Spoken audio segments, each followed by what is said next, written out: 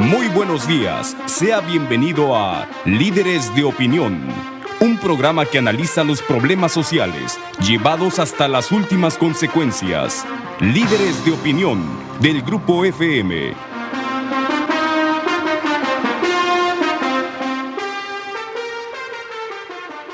Hola, ¿qué tal? Buenos días, bienvenidos a su programa Líderes de Opinión. Soy su servidor Francisco Ávila Camberos para servirles y tenemos mucho gusto en platicar en esta mañana con dos invitados que vienen del extranjero. Dos personajes que pues se han dedicado al estudio de las ciencias políticas. Uno de ellos es licenciado en ciencias políticas, argentino, originario de la provincia de Córdoba, es el más joven de ellos. Su nombre es Agustín Laje y él es coautor del libro, El Libro Negro de la Nueva Izquierda, que está saliendo a la publicación aquí en México. Así es que bienvenido. Muchas gracias, es señor. Es un gusto que estés aquí. Y también tenemos la presencia de Nicolás Márquez. Él es abogado, él es ensayista y analista político. Ha escrito el libro o 12 libros y ha brindado conferencias en muchas ciudades del continente americano. Actualmente dirige Diario Digital en Ciudad Mar del Plata. El libro que ha escrito junto con Agustín se denomina El Libro Negro de la Nueva Izquierda, Ideología de Género y Subversión Cultural. Bienvenido, Nicolás, es un gusto que hayas aceptado el venir a platicar con el auditorio de Líderes de Opinión. El gusto es mío y muchas gracias por el espacio y por el diálogo. Con mucho gusto. Si les parece bien, empezamos. ¿Cómo no? ¿De qué trata el libro de la Nueva Izquierda?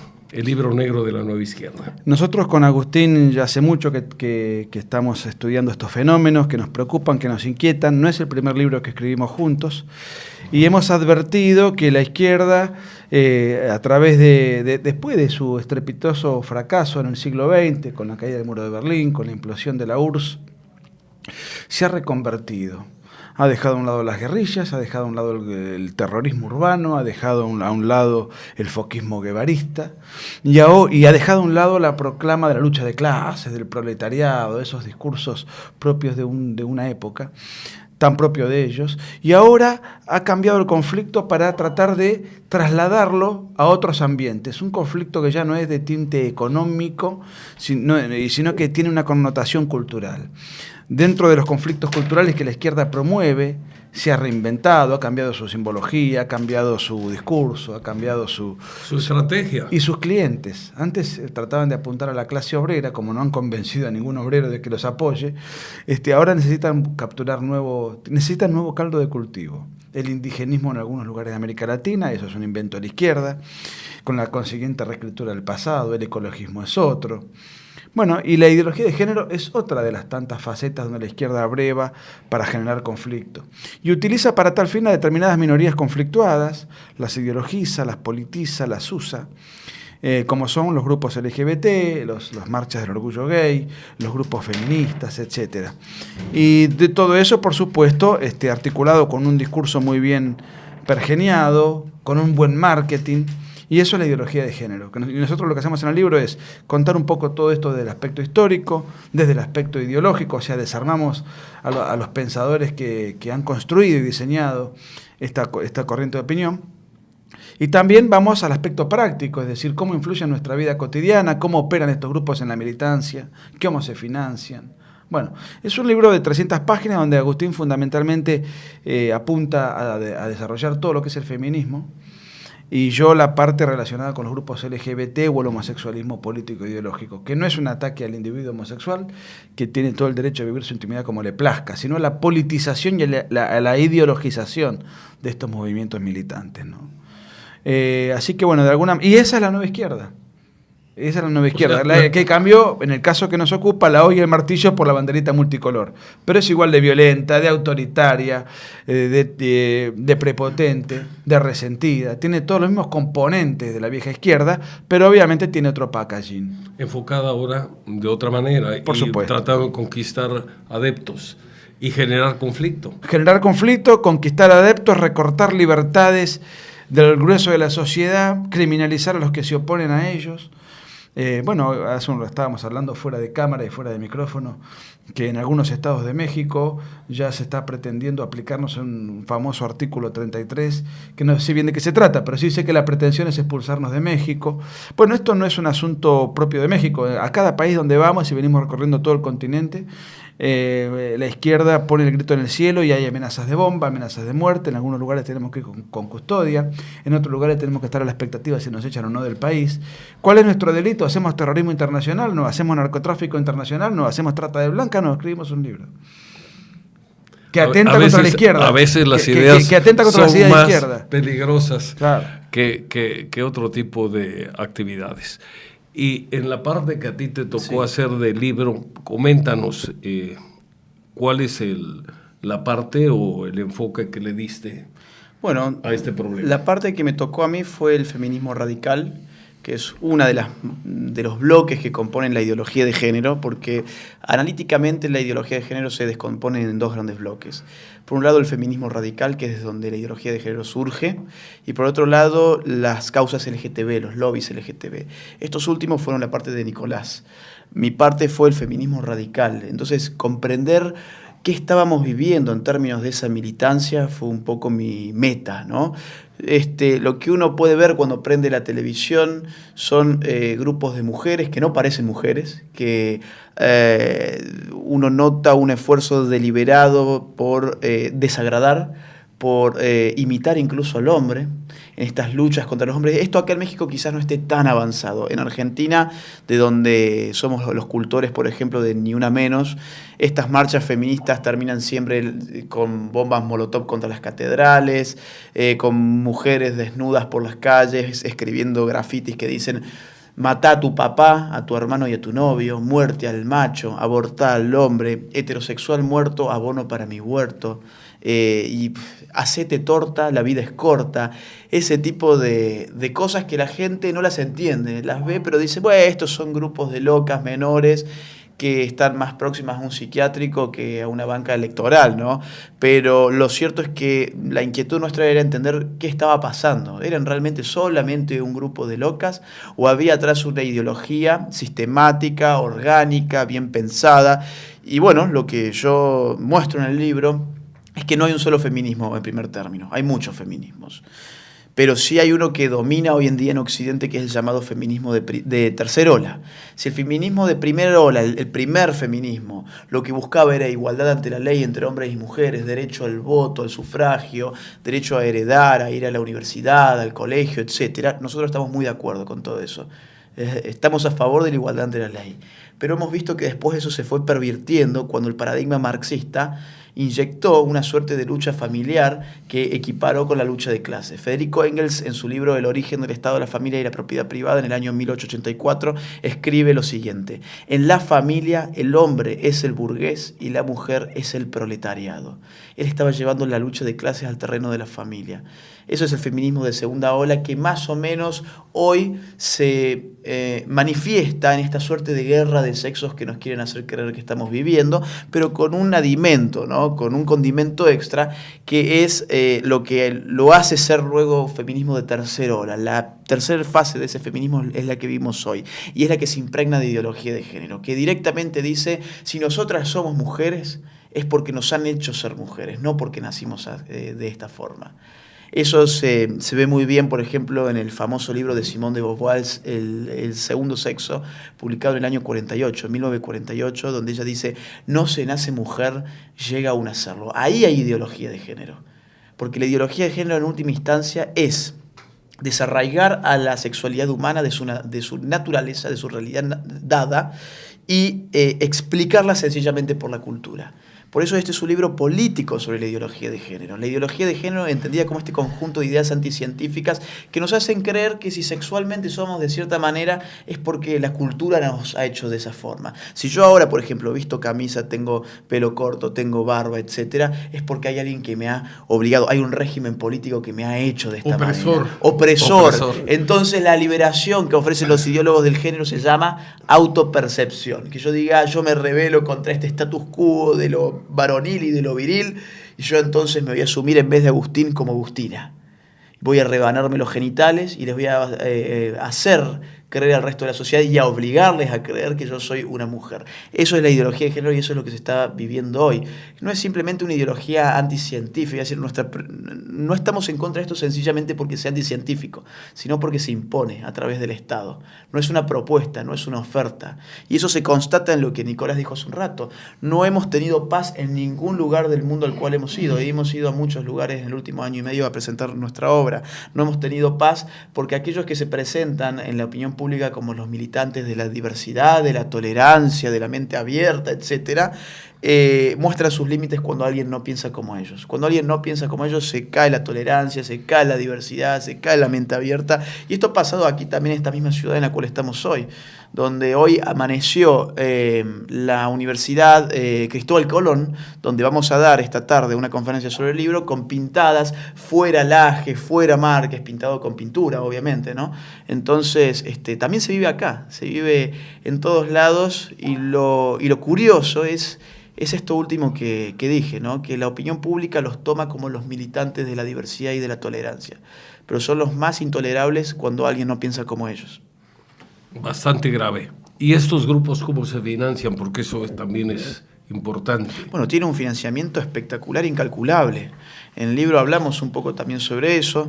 Tienen financiamiento de grandes fundaciones de magnates del primer mundo, Fundación Rockefeller, Fundación Ford, Open Society de George Soros. George Soros incluso ha salido una noticia hace muy poco que pasó más o menos el 80% de toda su fortuna, que nadie debe saber cuánto es siquiera, debe ser incalculable, a la fundación Open Society, que es la suya, que es esta fundación que obviamente financia la ideología de género en todo el mundo. Está la Planned Parenthood, que es la internacional abortista, que aparte de hacer un negocio multimillonario con el hecho del aborto en sí, después vende los fetos para distintos fines como cremas, colágenos, órganos, ese tipo de cosas. Entonces hay mucha plata atrás de esto también. Hay farmacéuticas, es decir, tener mayor índice de transexuales o de transgénero es como tener más drogadictos para un narcotraficante.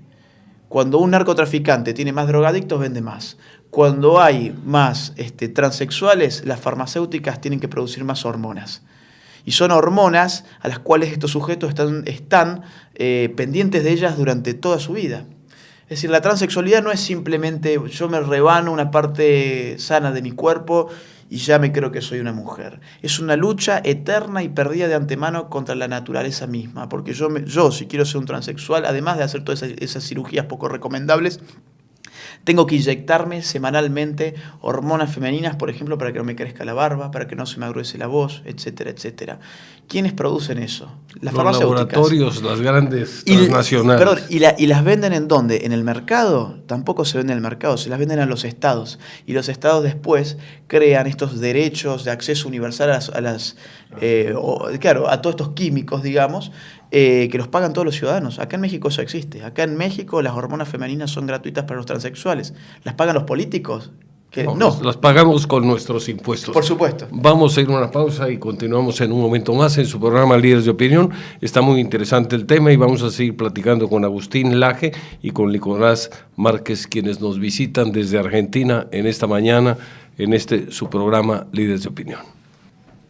Continuamos con su programa Líderes de Opinión. Platicamos esta mañana con Agustín Laje, licenciado en Ciencias Políticas, argentino, originario de la provincia de Córdoba, y con Nicolás Márquez, abogado, ensayista y analista político. Ha escrito 12 libros y pues está muy preocupado por la cuestión de ideología de género, por lo que es aborto, por lo que son toda esa serie de modas que de alguna manera están afectando a la sociedad. Continuamos platicando con ellos. Nicolás, comentaba Agustín hace un momento que dentro de los propósitos de los pensadores socialistas o comunistas del siglo XIX se hablaba de que el hombre es el burgués, la mujer es la proletaria, y de alguna manera, en lugar de unir a la familia y entender que ambas partes son necesarias, que ambas partes se complementan, que aunque hacen labores distintas, son necesarias para sacar adelante a los hijos, para educarlos, para llevar pues lo indispensable al hogar. ya desde ahí se busca cómo dividir a la familia, cómo polarizarla y cómo enfrentarla. Esto me recuerda un poco lo que aquí en México se ha manejado como el choque de generaciones, jóvenes, viejos, contra viejos o contra adultos, profesores contra estudiantes, hombres contra mujeres, en fin. La idea es enfrentar a la sociedad, patrones contra trabajadores. ¿Qué puedes tú agregar a este tipo de ideología que lejos de cohesionar, de unir a la sociedad, la divide y la enfrenta? Desde luego que la enfrenta seguramente para tener un beneficio por quienes promueven ese enfrentamiento. Mire, el enfrentamiento y el conflicto es inherente a la izquierda. La izquierda es la religión laica de los resentidos sociales. Esto podrá parecer un poco macartista, pero los hechos nos confirman que es así. Nosotros venimos a presentar un libro y tenemos que estar atajándonos de la ley, de los escraches, de las amenazas, y acá y en cualquier lugar de Latinoamérica, no es un problema de México. La izquierda es la religión de los resentidos sociales. Los resentidos sociales son los clientes diseñados perfectísimamente para ser reclutados por los titiriteros de la izquierda. Entonces, por ejemplo, si bien la izquierda fomenta estos conflictos entre el hombre y la mujer, los homosexuales versus los heterosexuales, el indígena versus el hombre blanco, el delincuente versus las fuerzas del orden, porque digamos, la nueva izquierda está apuntando a reclutar a determinados sectores más o menos marginales, más o menos conflictuados, más o menos resentidos, apañarlos, ideologizarlos y tratar de enfrentarlos con otro sector, con otros ambientes socioculturales. Ahora, sin el conflicto la izquierda pierde su esencia, pierde su razón de ser. Y de alguna manera nosotros eso es lo que estamos denunciando en el libro. Nosotros estamos permanentemente denunciando eso y por eso ellos se sienten amenazados, porque les estamos quitando la careta de la diversidad, la careta de la tolerancia, la careta de los derechos humanos. Les estamos desenmascarando el buen marketing que han sabido construir. Y el conflicto del siglo XVIII, del siglo XIX, era un conflicto, incluso del siglo XX, era un conflicto eminentemente material. Era el supuesto proletariado oprimido que tenía que rebelarse contra los detentadores de los medios de producción. Hoy ya se ha confirmado que esto no es así, que los obreros viven cada vez mejor, que un obrero además puede llegar a ser dueño de la empresa. Digamos, la movilidad social ascendente, la tecnología, la calidad de vida, el confort, le ha quitado a la izquierda toda esta teoría absurda de la plusvalía, etcétera, etcétera. Ahora necesita reconvertirse. Y siempre va a existir la izquierda. En tanto y en cuanto los resentidos son una porción de la sociedad que está vigente, quiero decir, y que está presente y que es una mala cualidad de la naturaleza humana. Hay un sector que tiene esta tendencia. Quiero decir una cosa, es importante aclarar qué es la religión de los resentidos, porque la inmensa mayoría de las mujeres no son feministas, y yo no creo que la mayoría de los homosexuales sean militantes LGBT. Hay mucha gente sana psicológicamente y afectivamente que con aciertos y errores va llevando su vida hacia adelante. En cambio, el resentido no puede llevar su vida hacia adelante de manera saludable. Tiene un conflicto consigo mismo y con el mundo. Y entonces la religión socialista lo calma, le levanta la autoestima y le hace creer que sus conflictos y sus frustraciones personales no son un asunto propio, sino que son consecuencia de una fuerza, de un poder exterior al cual hay que combatir. Entonces uno se siente aliviado en su culpa y hace catarsis terapéutica, tratando de ir a tirar. Mire, le cuento un chiste. Adelante. Para redondear la idea. La otra vez había escuchado a un diputado de la OEA que decía que si a un demócrata cristiano la mujer le es infiel, el demócrata cristiano dice: amor, se junta con su mujer, por favor, que esto no vuelva a ocurrir. Si a un derechista la mujer le es infiel, y el derechista le pega, la castiga. Si a un liberal la mujer le es infiel, el liberal se divorcia. Pero si a un izquierdista la mujer le es infiel, el izquierdista junta piedras y va a tirarlas contra la embajada de Estados Unidos. Siempre hay que culpar a alguien de nuestros propios errores, de nuestros propios fracasos. Es más fácil echar la culpa a otro. Pero una persona persona tiene un conflicto con su identidad de género, que se cree mujer pero que está en un cuerpo de hombre, en lugar de tratar de llevar ese conflicto que tiene, que es ese trastorno, de llevarlo al psicólogo, de llevarlo ante el cura o de llevarlo de la manera que pueda, toma piedras y se la va a tirar contra la catedral. Bueno, el chiste Es una broma, pero no está muy alejada de la descripción objetiva de la realidad. Sí, es clásico que generalmente quienes están en la izquierda piensen que su pobreza, su atraso, se debe a terceros, cuando muchas veces, pues, ese atraso, esa falta de progreso es debido a pereza, cuando es debido a falta de iniciativa, cuando es debido a flojera o a falta de afán de superación. Es cierto, habrá casos especiales donde bajo ciertas circunstancias y bajo ciertos apoyos, esa persona que está en condición de pobreza puede salir adelante, siempre y cuando esté lo suficientemente motivada. Pero, en realidad, la explotación del hombre por el hombre en algunas épocas ha existido. Claro. La esclavitud, Claro. Los propios sistemas mercantilistas en donde los capitalistas amigos del Estado invierten y tienen un mercado cautivo, un monopolio cautivo, y el empleado no tiene muchas posibilidades de desempeñarse en libertad. Pero en un sistema de libre mercado, ahí ya la responsabilidad de tu éxito y tu fracaso es absolutamente tuya. De libre mercado, pero con responsabilidad social. Pero bueno, con el principio de subsidiariedad, que decimos siempre que cuando a los lugares donde no llega el mercado tiene que haber también un Estado que accesoriamente opere. Pero digamos, cuando hay libertad, cuando hay libre empresa, por regla general, ya el artífice de tu propio destino sos vos mismo. Así es. Vamos a una pausa y regresamos para continuar en su programa Líderes de Opinión.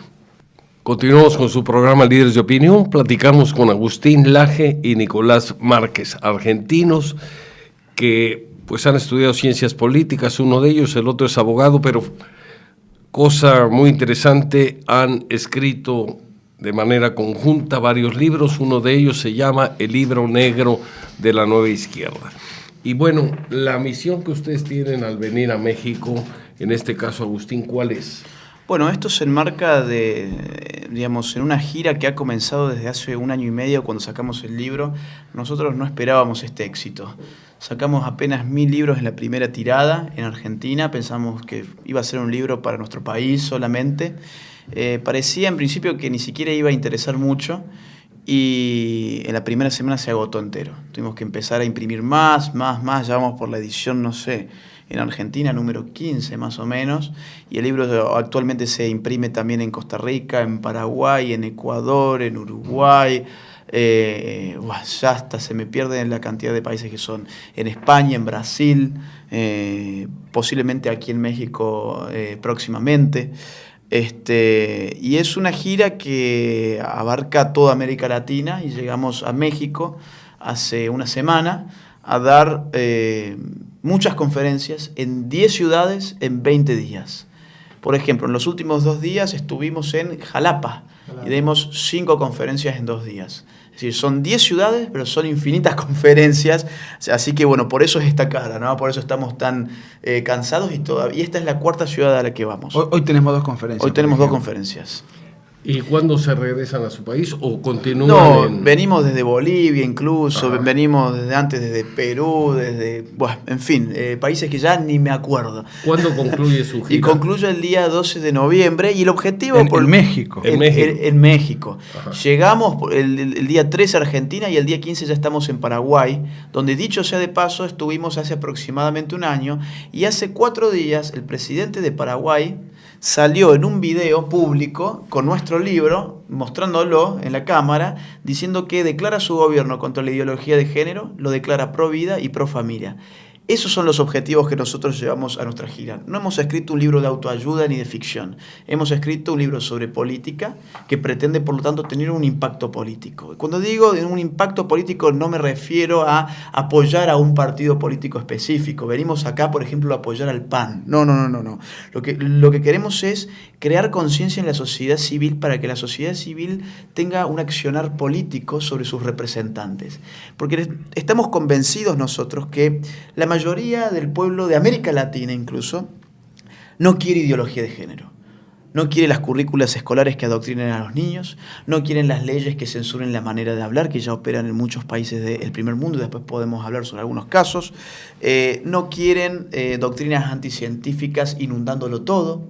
pero son mayorías silenciosas, que no tienen todavía conciencia política. Y el libro, de alguna manera, lo que está intentando impulsar es eso, generar una conciencia política en las personas que no tienen simpatía por la ideología de género, pero que no la han comprendido hasta ahora como un problema político. Al comprenderlo como un problema político, nosotros confiamos en que los pueblos se organicen para hacerse ver frente a sus políticos y que le digan, oigan, una cosa es la opinión pública y otra cosa es la opinión publicada. La opinión pública es la de todos, la de las mayorías. La opinión publicada es de las élites, de los medios de comunicación y de las academias.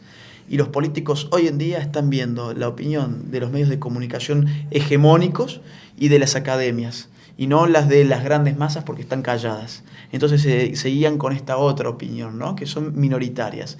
Entonces un poco la idea es eso, ¿no? Patear el tablero y mostrarle a la sociedad que esto es un problema que ha entrado por la política, que tiene fundamentos políticos, que tiene orígenes políticos y que por lo tanto si queremos sacarlo de América Latina tiene que ser con acción política. Y que finalmente no suma este tipo de ideología para tener una mejor sociedad, sino para tener una sociedad más polarizada, más enfrentada, y además de alguna forma está justificando la unión entre parejas del mismo sexo. Mira, y también hay otra cosa que a mí me parece muy crítica, que es el ver el aborto como algo normal, cuando realmente es un asesinato de un ser humano que vive en el seno materno, un ser humano que vive, hay que resaltarlo, en el seno materno y que es asesinado con el consentimiento de su propia madre. Esto es gravísimo, porque una sociedad que está preocupada por la vida de los delincuentes, porque por ejemplo en México está prohibida la pena de muerte, una sociedad que está preocupada por la vida de los animales, lo cual me parece muy bien, lo que es el respeto a los animales, está siendo candil de la calle y oscuridad de su casa, porque finalmente está viendo como algo normal el asesinato de un niño vivo en el seno de la madre. Mira, el tema aborto es un tema propio de la agenda de la ideología de género, y yo te puedo contar, por ejemplo, cómo esto está en Argentina, que estoy seguro que en México, si no está todavía así, va a estar muy próximamente así si esto no se frena. En Argentina nació el colectivo Ni Una Menos. No sé si conoces el eslogan. Es una movilización de mujeres en contra de lo que ellas llaman violencia de género, que es también un concepto que se ha internalizado en todos los países de América Latina. ¿Qué es la violencia de género? La violencia de género es aquella violencia que se ejecuta contra otra persona por el odio que se le tiene a ese género. Por ejemplo, pegarle a una mujer por el hecho de ser mujer. Los feminicidios, así es como se tipifican en los códigos penales. El asesinato de una mujer por el hecho de ser mujer. Eso no existe. No hay, eso anticipa una causa que después nunca se constata. No hay ningún caso de feminicidio en ninguno de los países de América Latina por lo que nosotros fuimos donde haya existido un peritaje psicológico psiquiátrico sobre el asesino que haya encontrado que ese asesinato fue porque ese hombre odiaba a las mujeres como colectivo y por eso mató a esa mujer. Entonces, en esta suerte de guerra de sexos nace, de esta guerra de sexos ficcional por ahora, nace esta idea de Ni Una Menos que lleva adelante marchas en Argentina muy violentas contra la violencia de género. Fíjate, te digo, marchas muy violentas contra la violencia, una contradicción. Esto está plagado de contradicciones. Y en esas marchas ya no solamente se dice Ni Una Menos, se dice lo siguiente: para decir Ni Una Menos hay que legalizar el aborto. La marcha contra la violencia contra la mujer hoy en día es una marcha a favor del aborto. Entonces, o sea, fíjate cómo que una marcha a favor o en contra de la violencia de la mujer se vuelve a favor de la violencia en contra del niño del más indefenso del de más todos. Indefenso, al que la sociedad debía de proteger. Y ahí es cuando uno constata que acá hay ideología. Porque si a esos colectivos les interesase verdaderamente el destino de las mujeres, el problema de la violencia que existe, pero por supuesto que existe entre hombres y mujeres, no anticiparían la causa. O sea, no dirían de antemano, la causa es que estamos en una guerra de sexos y que entonces los hombres nos están matando por ser mujeres, como se dice. ¿Por qué digo esto? Porque cuando uno tiene un problema social, lo que necesita es conocer e investigar las verdaderas causas. Si uno decreta arbitrariamente, a priori, cuáles serían las causas de ese problema, ¿cómo entonces se van a hacer políticas públicas para enfrentar ese mismo problema, ¿no? Y esto es lo que pasa en Argentina. Desde hace 3 años están todas estas marchas contra la violencia de género que en verdad encubren la reivindicación del derecho de la madre a asesinar a su hijo. Y hace 3 años que la llamada violencia de género no para de crecer. ¿Por qué razón no para de crecer? Bueno, porque nadie conoce sus causas. ¿Cómo podemos saber, por ejemplo, que acá no esté mediando problemas de drogadicción? Que el tema de la violencia contra la mujer siga una curva ascendente junto con una curva ascendente de las drogas y que estén relacionados ambos fenómenos. ¿Cómo no sabemos si el alcohol, por ejemplo, está impactando también sobre estas altas tasas? No lo sabemos porque ideológicamente ya se nos anticipó que si un hombre le pega a una mujer es porque odia el universo de las mujeres. Está mal la violencia como concepto. Está mal la violencia, se le pega a quien se le pegue, pero el mensaje que se le está dando a la sociedad es otra cosa. Y por eso al mismo tiempo se invisibilizan todos los casos en donde la violenta es la mujer contra el hombre. Eso no vende políticamente, eso no moviliza a las masas, eso no interesa a los medios de comunicación. Esa es la ideología. Y eso es lo que nosotros venimos a exponer y de alguna manera desenmascarar. Pues muy bien, y además es una tarea muy complicada, porque además es muy incomprendida. Es incomprendida porque se esconde esta ideología en palabritas muy simpáticas. Es decir, esto se vende como... Muy vendibles, además. Muy marketineras, claro. Sí. O sea, inclusión, tolerancia, diversidad, respeto. Liberación, respeto. Deja vivir, dicen, pero por supuesto, nosotros, nadie podría encontrar un solo renglón en este libro que diga, por ejemplo, que el Estado tiene que prohibir la homosexualidad. Derecho a la intimidad lo tenemos que tener todos, y nosotros estamos a favor de eso, pero la ideología de género no tiene que ver con el dejar vivir. La ideología de género es precisamente el no dejar vivir a las grandes mayorías, a las cuales se les imponen legislaciones absurdas, a los padres de familia a los cuales se les arrebata la soberanía sobre la educación dentro de su propia casa. La ideología de género es una dictadura invisible que tiene un ropaje muy simpático y que lo estamos comprando, por desgracia, o muchos lo están comprando en América Latina. Vamos a una pausa. Bastante interesante el tema, pero... necesitamos ir a una pausa, regresamos en un momento más para seguir platicando con Agustín Laje y Nicolás Márquez. Continuamos con su programa Líderes de Opinión, platicando con Agustín Laje y Nicolás Márquez, argentinos, nos visitan en México promoviendo el libro denominado El Libro Negro de la Nueva Izquierda. Además están impartiendo una serie de conferencias en varias ciudades del país, inclusive en la ciudad de Veracruz, y donde en el libro mencionado, pues dan una explicación de por qué los movimientos de izquierda apoyan diferentes causas y de alguna manera están desenmascarando para que la gente conozca cuál es el verdadero objetivo de esas políticas o de esas ideas que ellos manejan. Nicolás, me parece que el tema del aborto, que hasta hace algunos años se veía como algo antinatural, algo que atentaba contra la vida de un ser indefenso, algo que pues resultaba un crimen, inclusive era penado por la ley, salvo algunas excepciones que la propia ley establecía. Vemos que ahora tiene una gran difusión y una gran promoción para hacer ver como natural algo que no lo es, atentar contra la vida de un ser humano y sobre todo el más indefenso. Yo creo que es de lo más antinatural que hay en el mundo. ¿Por qué crees tú que este tipo de ideología viene ahora poniéndose de moda a través de tantos grupos que impulsan el aborto y que lo quieren hacer ver como si fuera un derecho de la mujer a decidir sobre su cuerpo? Y sí, inclusive se define estos sectores definen el aborto con lenguaje amable o solapado, diciendo que es la interrupción del embarazo, cuando en realidad no es la interrupción del embarazo, porque la interrupción es el cese transitorio de un proceso para su posterior reanudación. De manera, si en una cancha de fútbol se produce una gresca entre los hinchas, el referee o el árbitro dice, bueno, interrumpo 10 minutos el partido hasta que se solucione el problema y luego... hasta que se serenen los ánimos. Hasta que se calmen los espíritus y continuamos. Muy bien, eso es interrumpir. En cambio, el embarazo, cuando hay un aborto, no se genera una interrupción. ¿Por qué el aborto no interrumpe el embarazo? Porque el aborto es un hecho irreversible. ¿Por qué es un hecho irreversible el aborto? Porque la muerte es un hecho irreversible.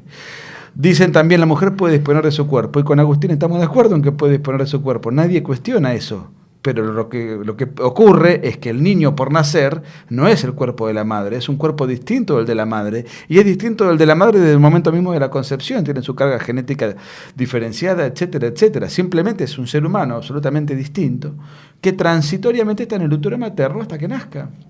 Eso forma parte del proceso biológico. De manera tal que esto es parte de la agenda de género.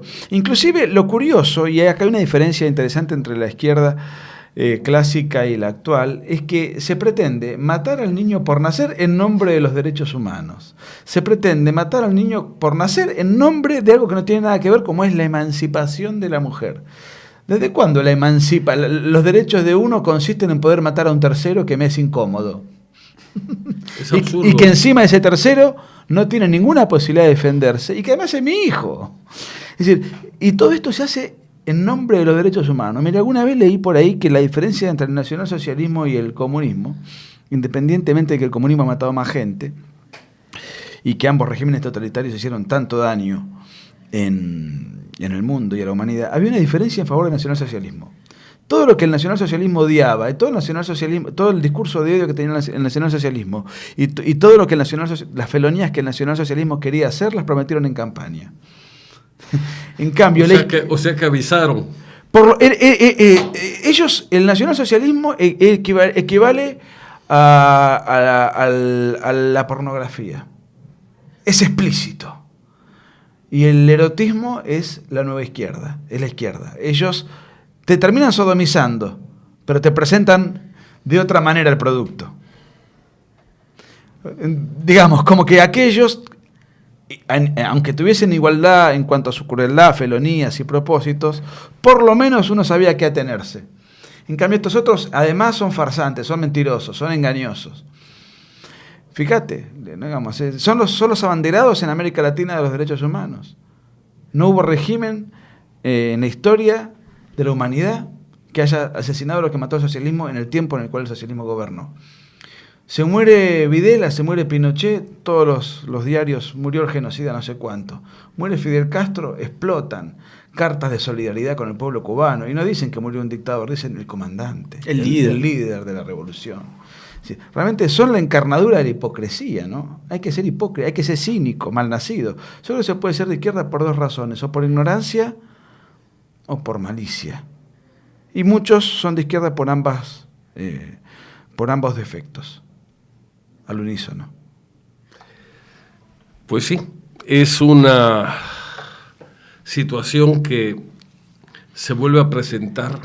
Muchos creíamos que con la caída del comunismo iba a quedar ya sepultada esa ideología que finalmente ofrecía el paraíso a los trabajadores, que ofrecía ser dueños de los medios de producción, que ofrecía la felicidad en la tierra, y resulta que la propiedad de los medios de producción no pasó a manos de los trabajadores, pasó a manos del Estado, y el que regía, y el que mandaba, y el que decidía sobre vidas, empleo, inclusive vida y muerte de los ciudadanos era el Estado. No eran los trabajadores como se los habían ofrecido. Hace muchísimos años yo leí un libro, pero muchos años, que se llama Usted puede confiar en los comunistas. Lo escribió un señor que no me acuerdo el nombre, de apellido Schwartz. El libro contaba una anécdota. ¿Me deja contarle otro cuento? Por favor. Va un periodista, un investigador, a una fábrica de automóviles en Estados Unidos y le dice, ¿de quién es la fábrica? Se entrevista con los trabajadores y los trabajadores le dicen, la fábrica es de Henry Ford. ¿Y el terreno donde está la fábrica instalada, quién es el dueño? Henry Ford. ¿Y los automóviles que produce la fábrica, quiénes son los dueños? Henry Ford. Y ese investigador ve una playa de automóviles plagada de autos nuevos y de los más variados colores. ¿Y esos automóviles quiénes son? Nosotros somos los dueños, le dicen los obreros. Ese mismo investigador va a Moscú, a una fábrica de automóviles, y le pregunta a los obreros, ¿de quién es la fábrica? Nosotros somos los dueños. Y lo que produce la fábrica, ¿de quién es? Nosotros. Y el territorio donde está instalada la fábrica, ¿quiénes son los dueños? Nosotros. Y ve 3 autos viejos en la plaza de estacionamiento del personal. ¿Y esos automóviles de quién son? Nosotros somos los dueños, pero uno lo usa el líder de la KGB, el otro el líder del Partido Comunista y el otro el líder del burócrata de Moscú. Es decir, es una entelequia eso de que nosotros somos los dueños de la nada, y en definitiva en Occidente hay personas que tienen el mismo rango laboral y son dueños de cosas concretas y materiales. Eso me recuerda a un caso que tenemos en México y que probablemente ustedes no conozcan, pero aquí nos dicen que la electricidad es nuestra, nos dicen que el petróleo es nuestro, y resulta que tenemos el petróleo y la electricidad más caras que en otros países con los que comerciamos, y eso nos pone en una gran desventaja. A veces el rollo, el populismo, a lo único que conduce es a la ineficiencia, y lo único que conduce a esa ineficiencia es a un aumento en los costos que finalmente generan un precio que tenemos que pagar los ciudadanos. Pero el tiempo es nuestro enemigo, vamos a una pausa y regresamos para conclusiones. Estamos en la etapa de conclusiones en su programa Líderes de Opinión. Vamos a pedirle a Agustín Laje que nos dé un último comentario. Bueno, mi último comentario es que lo que hemos escrito con Nicolás no es ni una bomba atómica, ni un fusil, no estamos yendo a la guerra, simplemente es un conjunto de ideas políticas que están plasmadas en casi unas 300 páginas. Invitamos al público a que, si las quieren leer, pueden encontrar el libro en Amazon como ebook, o si no, venir a nuestras conferencias en lo que queda de la gira de México, que las pueden buscar por nuestras redes sociales. Y a las personas que no coinciden con nosotros, que vengan también, si nosotros abrimos el diálogo. Si nosotros queremos el diálogo con las personas que no coinciden con nosotros, y van a tener micrófono. Así que, por lo personal, bueno, muchas gracias. No es fácil conseguir medios de comunicación para poder hablar sobre estos temas y con este enfoque. No es fácil, y gracias por la nota. No tiene nada que agradecer. Una pregunta, ¿este libro se puede conseguir en alguna librería aquí en México? En ahora mismo no. Ahora no, pero vamos a hacer todo lo posible porque este libro se empiece a imprimir también aquí en México y llegue a las librerías. Nicolás, ¿alguna otra conclusión que quieras tú comentar? No, digamos, simplemente que cada acto de hostilidad, cada episodio de violencia, cada amenaza, cada agresión que se nos dispensa confirma el carácter autoritario que nosotros denunciamos en el libro. No tenemos mejor propagandista que cada amenaza que estamos recibiendo. Eso es lo que ratifica desde el punto de vista intelectual que corremos con la razón. Que van por el camino correcto. Sí, y desde el punto de vista del marketing y de la publicidad, cada episodio, cada gresca, cada ataque también amplifica el interés en el libro. Así que a nuestros detractores, muchas gracias. Agustín, perdón, Nicolás, muchas gracias por la visita, por la entrevista, por la plática. Creo que ha sido muy provechosa y esperamos, gracias también a ti, Nicolás. Agustín, gracias a ti, Agustín, por la visita. Gracias. Yo confío en que nuestros amables radioyentes tengan con esto una referencia para poder formar su criterio. Ellos han insistido en que expresan esto con todo respeto para que nadie se sienta ofendido, para que nadie se sienta aludido, pero yo creo que sí, ante las embestidas que algunas ideologías que hacen daño a la sociedad están trayendo a México en los últimos tiempos, vale la pena conocer el fondo del asunto para estar preparados y no dejarnos manipular por quienes no quieren el bien del país, sino por quienes quieren realmente el bien de su partido, de su ideología, y para esto pues simplemente se dedican a sembrar vientos para cosechar tempestades. Muchas gracias a ustedes por la amabilidad de su atención. Nos vemos y nos oímos, Dios mediante, el próximo sábado en su programa Líderes de Opinión. Hasta pronto y gracias.